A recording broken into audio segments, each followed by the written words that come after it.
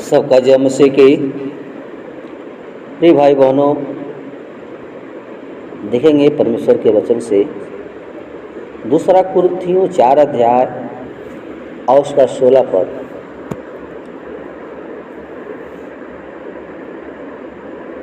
वचन बताता है कि यद्यपि हमारा बाहरी मनुष्यत्व नाश भी होता जाता है, तो भी हमारा भीतरी मनुष्यत्व दिन प्रतिदिन नया होता जाता है। प्रिय साथियों, यहाँ पर परमेश्वर का दास मनुष्यत्व के बारे में बताता है कि जो मनुष्य का जो जीवन है वो बाहरी मनुष्यत्व जो जीवन में है वो जीवन को नाश करता है, और जो भीतरी है वो प्रतिदिन नया होता जाता है।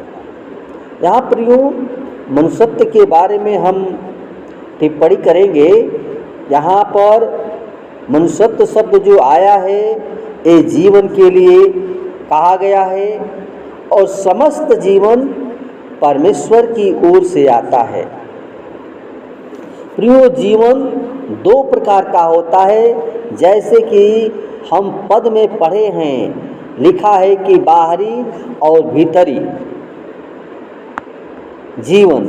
तो प्रियो, बाहरी जीवन वो शारीरिक जीवन है जिसको परमेश्वर ने मिट्टी से बनाया है, और जो भीतरी जीवन है वो आत्मिक जीवन है।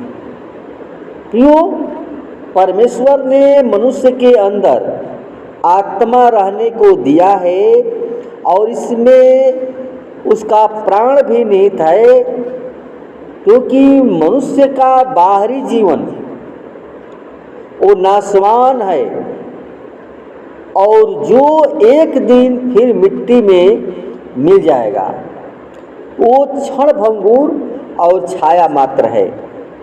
क्योंकि बाइबल बताती है अय्यूब 14:2 में कि वह फूल की नाई खिलता है, फिर तोड़ा जाता है, वह छाया की रीति से ढल जाता है और कहीं ठहरता नहीं है।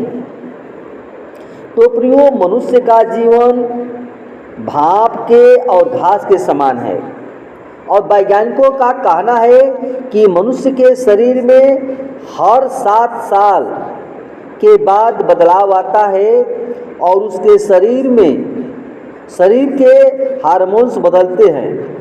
जैसे प्रियो आयु बढ़ती है वैसे वैसे शरीर क्षीण हो जाता है। यानी मनुष्य का एक बार मरना प्रियो वो जरूरी है, और दाऊद कहता है भजन संहिता 90:10 में कि हमारी आयु के दिन 70 होते हैं, चाहे बल के कारण 80 हो जाए, फिर भी उनके घमंड के आधार पर कष्ट और शोक है, क्योंकि यह शीघ्र समाप्त हो जाती है और हम जाते रहते हैं। प्रियो, पापों में जीवन व्यतीत करने के कारण मनुष्य का शरीर क्षीण हो जाता है, और पाप एक दीमक की तरह मनुष्य के शरीर को नाश करता रहता है। इसलिए हमें पाप में पुराना मनुष्यत्व प्रभु यीशु मसीह के उस क्रूस पर चढ़ा दें, क्योंकि बाइबल रोमियो 6:6 में कहता है कि हमारा पुराना जो मनुष्यत्व उसके साथ क्रूस पर चढ़ाया गया है, कि हमारा पाप शरीर निष्क्रिय हो जाए, कि हम आगे को पाप के दास न रहें। क्यों हमारा आत्मिक जीवन दिन प्रतिदिन नया होता जाता है, और परमेश्वर ने मनुष्य के अंदर अपना आत्मा वास करने को दिया है, जो याकूब 4:5 में कहता है कि उस आत्मा को जिसे परमेश्वर ने हमारे भीतर निवास करने के लिए बनाया है। क्यों ये अंतरात्मा भी इसको कहते हैं, आत्मा को अंतरात्मा भी कहते हैं, क्योंकि रोमियो 7:22 में लिखा है, क्योंकि मैं भीतरी मनुष्यत्व के मनुष्यत्व में आनंद पूर्वक परमेश्वर की व्यवस्था से सहमत रहता हूँ।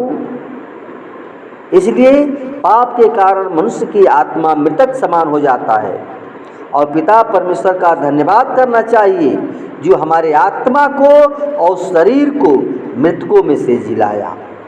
और ये सब प्रभु यीशु मसीह के मृतकों में से जीवित होने के कारण हुआ।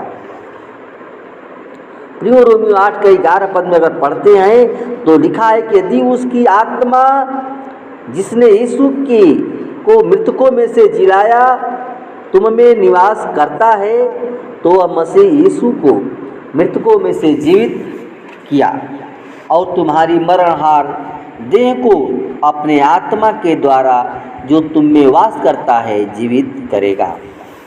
प्रियो, जब हम यीशु मसीह पर विश्वास करके और उसको अपना व्यक्तिगत उद्धारकर्ता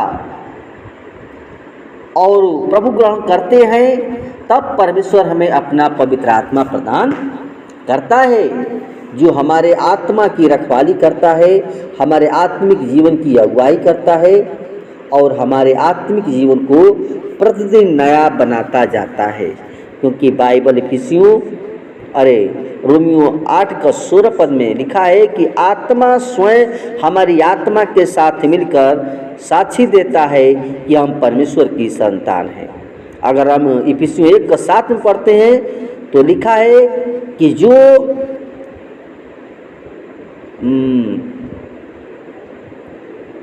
जो हमसे प्रेम रखता है और जिसे अपने लहू के द्वारा हमें पापों से छुड़ाया है।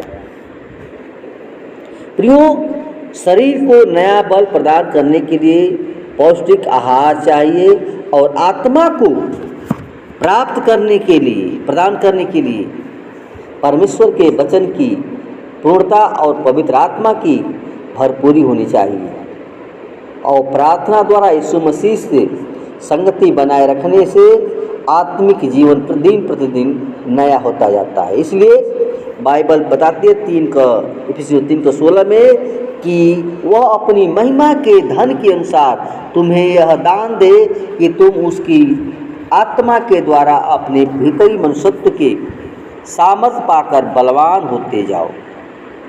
प्रियो, हमारा भीतरी जीवन पवित्र आत्मा द्वारा प्रतिदिन अंश करके वो बदलता जाता है और इस बात में हमें बाइबल बताते हैं 2 कुरिन्थियों 3 का 18 में कि और हम सब खुले चेहरे से प्रभु का तेज मानो दर्पण में देखते हुए प्रभु अर्थात आत्मा के द्वारा उस तेजस्वी रूप से अंश करके बदलते जाते हैं। प्रियो, परमेश्वर का वचन हमें ध्यान से आपको सुनना है और उस पर चलने का प्रयत्न करें क्योंकि सब कुछ परमेश्वर ने बनाया है, उसी का दिया हुआ है और वो चाहता है प्रभु जैसा वैसे हमें जीवन को बिताना है। धन्यवाद प्रियो, वचन के द्वारा परमेश्वर सबको आशीष प्रदान करें।